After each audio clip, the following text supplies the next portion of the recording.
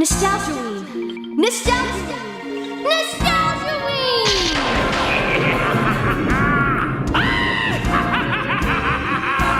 It's showtime!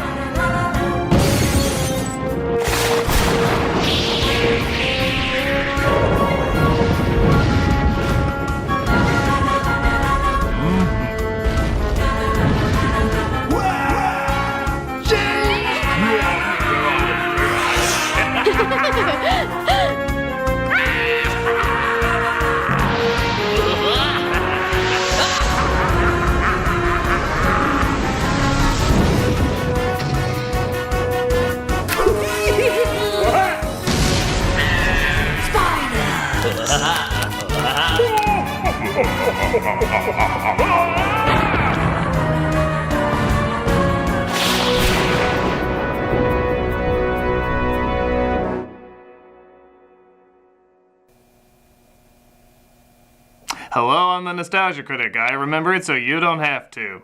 Well, I guess it's Stephen King time again. Yeah. This is the first time I've ever done 2 Stephen King videos in the same month. So, it probably goes without saying, I need alcohol. Luckily, I have the Stephen King drinking game shot glasses. Yeah, no joke, a fan made these for me and I can't think of a better time to use them. So, let's get ready to talk about yet another Stephen King adaptation. This is the top 11 Stephen King good movies. Good movies? You mean, I finally get to talk about good Stephen King movies? Good Stephen King movies? Oh, thank the word and the giver of his laws! I am finally saved! I'm still gonna drink this.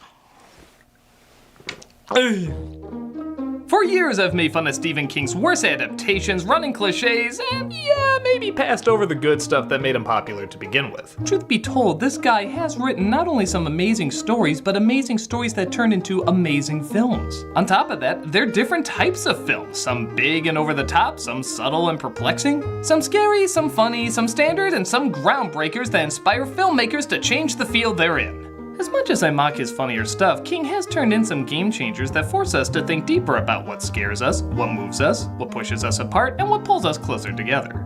It's been a long time coming, but I finally get to discuss some of the greatest works of one of our most famous writers. And we're gonna talk about the top 11 of them here today. Why top 11? Because I like to go one step beyond. So, sit back and enjoy the top 11 good, God, it still feels so weird to say, Stephen King movies.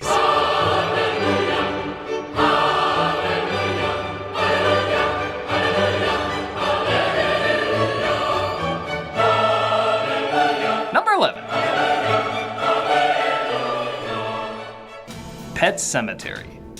This has creepy written all over it, from the book and the screenplay both penned by King. Focusing on a family who just moved into town, they discover a cemetery where you can bury a dead animal and it miraculously comes to life. Like any cautionary tale though, it dooms those who try to mess with the natural order of things. For those buried there come back looking the same but acting different. Somehow a completely new soul than what went into the ground. When a family member is tragically killed, they attempt to do the same thing, only this time the differences are even more clear and disturbing.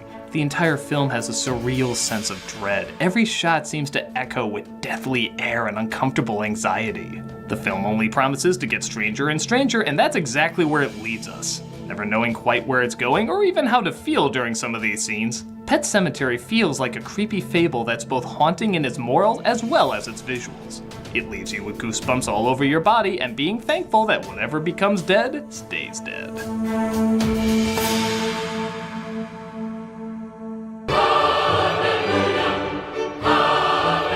Number 10. It. Okay, so I've made fun of both filmed versions, and I do still have issues with them, but there's no denying that the cinematic version of It had some big shoes to fill. And it did so in its own unique way.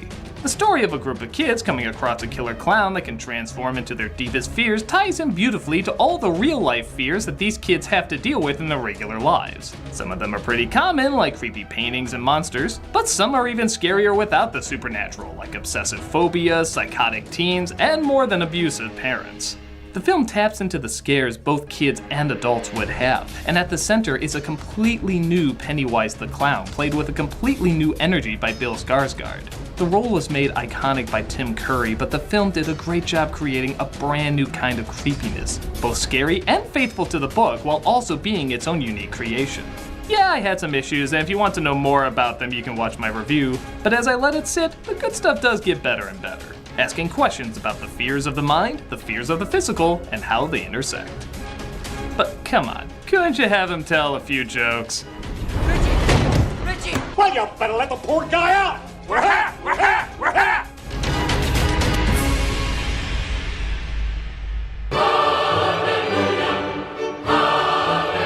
Number 9. 1408. This is one of the few films that visually captures the writing of Stephen King's style. Don't get me wrong, many other films do their best and accomplish great visuals, but something about the pacing, effects, and blending of reality seems to scream King's writing prose. A man who writes books debunking the supernatural is told about a haunted hotel room numbered 1408. The room is so haunted that the owner of the hotel tries to bribe anyone from staying in it. The writer sees this as a stunt though and insists he be let in. What follows is a slow descent into madness, never knowing if what he's seeing or even doing is reality or his own mind messing with him. The film is very clever in not just having monsters from his past come out and go boo, but slowly and effectively morphing from one point in time to another point in time, combining his past and future to make an awful present. This eventually seems to even put his loved ones in danger and leaving him seemingly no way out. You feel this room. You feel how it traps him both physically and psychologically. After a while, you yourself don't know what's real. Is he talking to someone or is he just talking to himself? Did he make it outside or is he still in the room? Are others really in danger or is it just himself? After a while, you can't figure out if it's been minutes or years he's been trapped in this hellhole. But either way, it feels like an eternity. This film captures a book's ability to keep you in a moment in time, only in this circumstance, you feel trapped by it. Very few movies can do that, and this one does an incredible job. It's a terrifying trip that'll have you asking the question, where are you right now?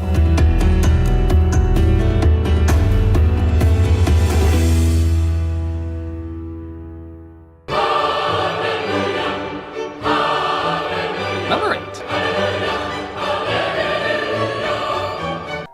Carrie. The classic story of why you don't pick on the quiet kid. Carrie stars a tortured teen who is constantly torn down by her mother, the kids at school, pretty much everyone around her. Little do they know that she seems to have telekinesis, but even she herself doesn't know how they work or when they work. Things seem to look up though when she goes to the prom, is crowned prom queen, but then discovers it's a cruel prank to humiliate her. Do I even need to say what happens next? The climax to Carrie is so famous and referenced so much, it's ingrained in our popular culture. And the great thing is, even if you know this going in, Carrie is loaded with tragic moments, disturbing imagery, and a hope that this quiet girl will for once get a break. When she never does though, you can easily understand why this third act is as effective as it is. Carrie used an experimental split-screen editing that was used only in a handful of films at the time. While this might seem a little gimmicky, it's surprisingly effective in a film like this, adding to the uncomfortable nature of what you're watching. Even with the option of 2 shots, there's nowhere you can look that isn't showing someone suffering. Lots of people had tried to replicate the idea, tone, and overall creep value that Carrie has created. But even with all the imitators, there's only one Carrie. Only one Carrie. It's uncomfortable, it's eerie, it's a painful delight from beginning to end. Pleasant dreams, and remember, they're all gonna laugh at you!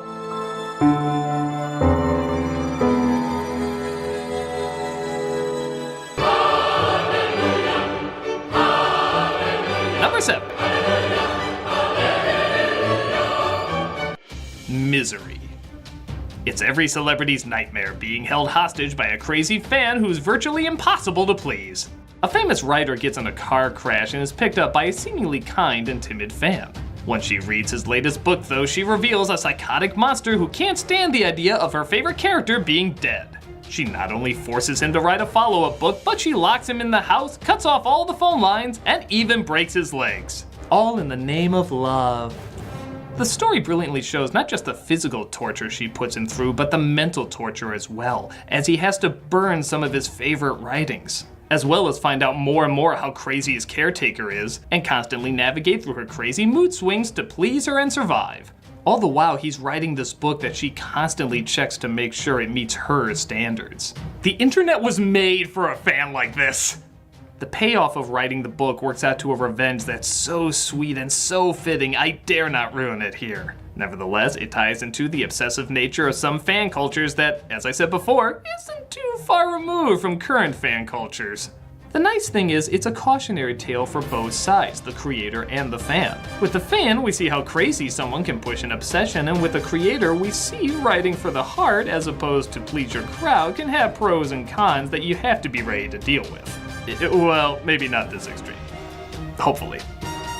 From kind and quiet to brash and loud, this film runs the insanity up to 11. From Spinal Tap, which Rob Reiner also directed. Now that's a comparison!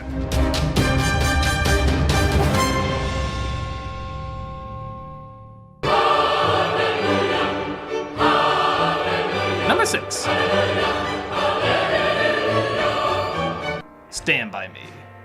Reiner, I guess, has a way with King stories, as this is the second big hit he's done with him.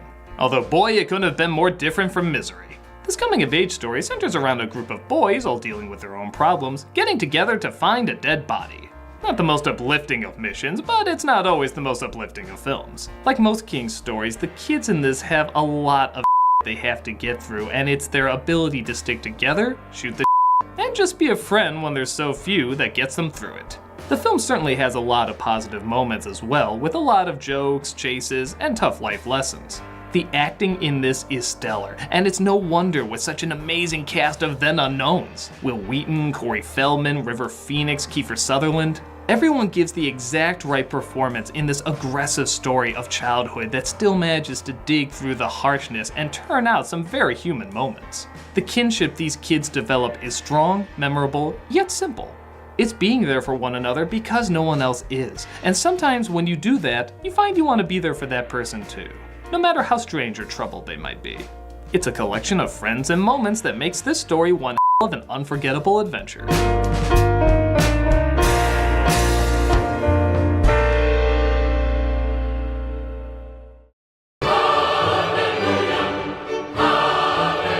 Number 5. Dolores Claiborne. Often overlooked, this crime drama once again uses the sins of the past to shape the tragedy of the present. A daughter revisits her hometown of painful memories to help her mother, Dolores Claiborne, who is accused of murder. As if this wasn't bad enough, this is the second time she's been accused of it in her life. While the daughter has tried to distance herself from her mother, she finds the doors in her memory are constantly opened up the longer she spends both with her mother and in her childhood home. As she talks more and more to find the truth, she discovers so many things she got wrong about her mother and even all the facts she repressed. Things she didn't remember because she didn't want to remember them. And while they're painful to open up again, they're necessary to open up again. Not only are the performances in this painfully good, but the way the film switches from past and present is so smoothly done and flawless. Sometimes you'll forget what time period you're in for a minute, feeding into the themes of the movie. It's the type of King story that sadly doesn't get a ton of attention, but I really think he does beautifully. Trying to reconcile where you came from with who you are and learning to punish or forgive those who made you that way. It's glanced over a lot, but doesn't deserve to be. If you haven't seen it yet, give it a watch. It's really something powerful.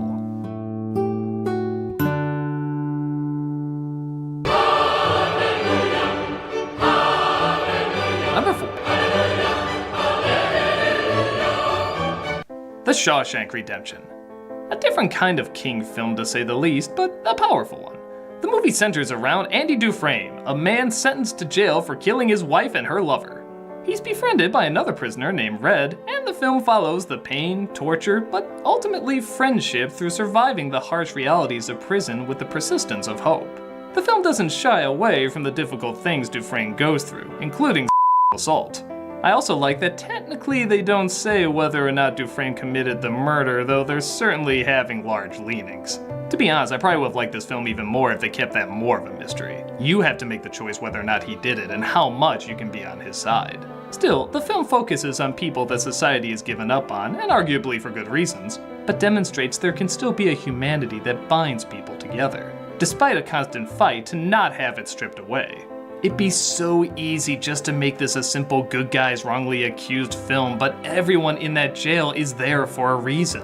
So even if you see Dufresne as innocent, what about the other guys? What about all the other people? Are they all wrongly accused? What about the warden? He's on the side of good, yet he does some terrible things. How are you supposed to feel about a lot of these people? But in the end, it almost doesn't matter, as to stay sane, they're forced to find the goodness and camaraderie in each other, no matter what they did. It's a challenging idea to make us sympathize this much with them, but again, it doesn't shy away from the bad stuff they do either. This movie is all about connections, first out of necessity, then out of friendship, and then even kind of back to necessity again. Because when you go through this much with a friend, they do become a necessity. Much like the rain on your face, it's one hell of a cold cleansing.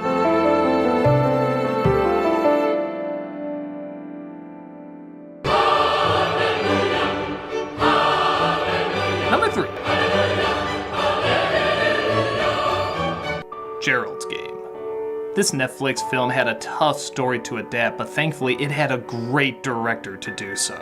Funny thing is, it's not the traditional kind of horror you would expect from King. The movie starts as a couple try to spice up their love life by using handcuffs in the bedroom. The guy dies, leaving the woman handcuffed to the bed far away from anyone that can hear her. That's the entire movie. You'd think that couldn't be very interesting, but the way she makes other versions of herself to talk to, imagines her loved one coming back to life, hallucinates terrifying imagery, and even reopens memories of a scarring incident makes this one of the most brilliant King movies ever made. It's funny how his best stories revolve around one person just lying in bed. But that truly is a tribute to his talent. He doesn't need much, just a clever scenario and really great characters to go along with it. The story cleverly questions how much scarring can be left on a person without touching them. How much of those mental scars are real? How much do you let them affect you? And how much of them do you address? The film even cleverly has a callback to Dolores Claiborne. If you know the story, you know there's actually a very surreal connection made. Again, all the more reason to check both of these two out.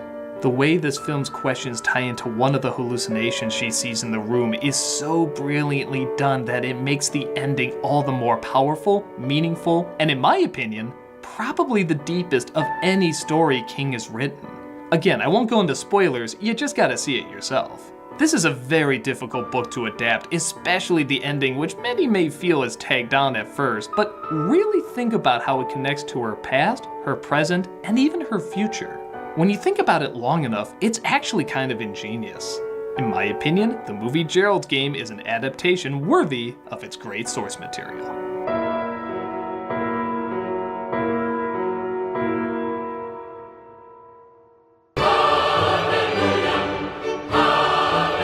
Number 2. The Shining. Funny how one of King's most famous films is one he dislikes. And to his credit, it's not really hard to see why. This adaptation of The Shining gets the basics of the book right. It's a caretaker who looks after a hotel in the winter with his family, gets snowed in, and goes insane trying to kill them all. King disliked, however, how there was little arc to the main character and how it felt less like a tragedy. And that's very understandable, especially from the guy who wrote the original story. But The Shining, to me anyway, is less about a guy being driven to madness and more about a crazy guy being stripped away for what he really is. The whole film has an otherworldly feel that only master director Stanley Kubrick could create. The pacing, the tone, the cold delivery of many of the actors. It's like the hotel is a drug slowly working down your defenses until you have no filters left, and there's only the real you. Much like another drug in the movie. You could argue that the hotel is a metaphor for bringing out who you really are. Jack was always that way. He was always there. He was always the caretaker. It just took a diabolical something to bring it out. But the nice thing is, that's just my take. There's literally dozens of other interpretations of the film. So many that a film interpreting the film was made, with a bunch of other thoughts of what it's about. Regardless of what it means, it creates an environment that's strange, uncomfortable, haunting, and leaves it up to you to decide what's going on, leaving the real fear to your own imagination. You can't even count how many people have satirized this movie. It's truly left its mark on audiences and filmmakers, and its popularity doesn't seem to be dying down. Everything Stanley Kubrick did was unique, and this is his only horror film, making it a rare spectacle nobody will ever forget.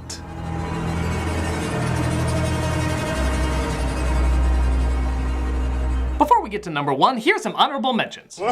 And here we go. And the number 1 Stephen King movie is...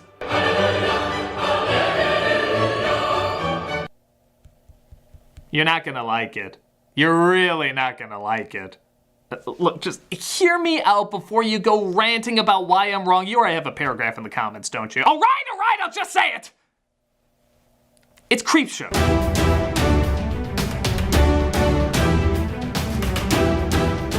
Now you might be saying to yourself, why? Why Creepshow?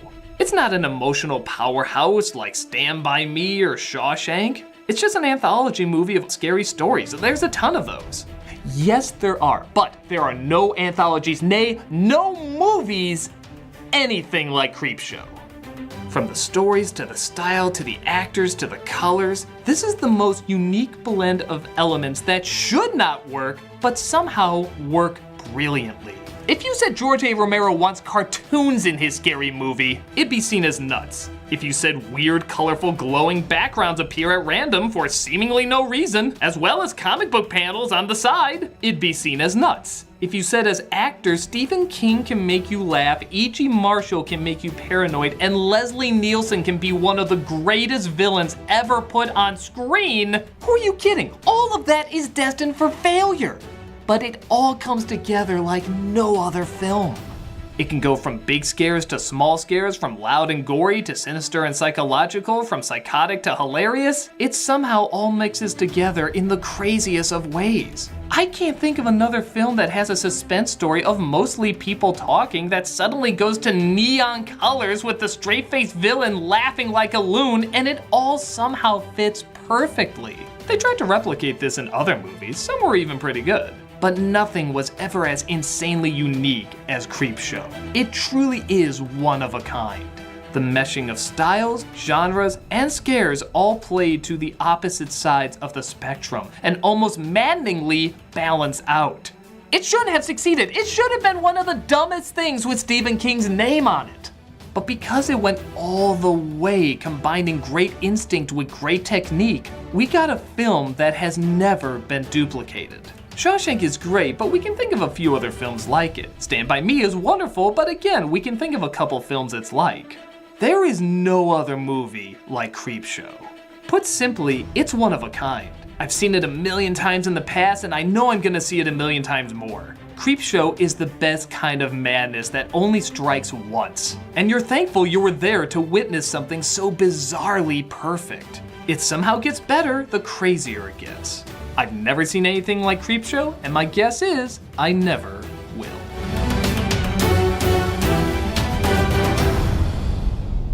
Whew, it feels so weird to talk so positive for so long. With that said, are there any I left out? Well, leave them in the comments below and let people know which ones deserve more attention. I'm the Nostalgia Critic. I remembered so you don't have to.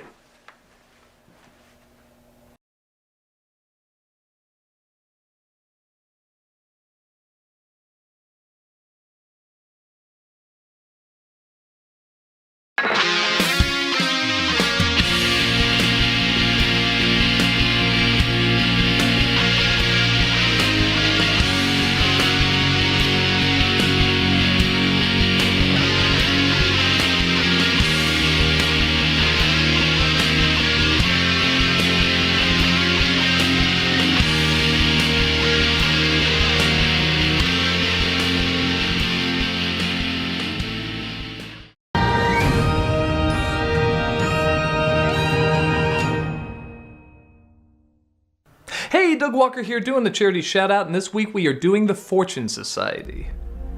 The Fortune Society's mission is to support successful re-entry from incarceration and promote alternatives to incarceration, thus strengthening the fabric of our communities. With over 50 years of experience under its belt, the Fortune Society has become one of the nation's leading re-entry service organizations, serving nearly 7,000 individuals annually. It's also a leading advocate in the fight for criminal justice reform and alternatives for incarceration. Fortune's program models are recognized both nationally and internationally for their quality and innovation, and continues to inspire and transform a multitude of lives. Their alternatives to incarceration have saved taxpayers $11 million, and their employment services placed over 680 people in new jobs. If you look at their site and their YouTube channel, you see so many people released from prison have a very slim chance of starting over, but Fortune steps in and makes sure that they're given the same rights every human being deserves. Click on the link and see how you can help those who have done their time start over in the right way.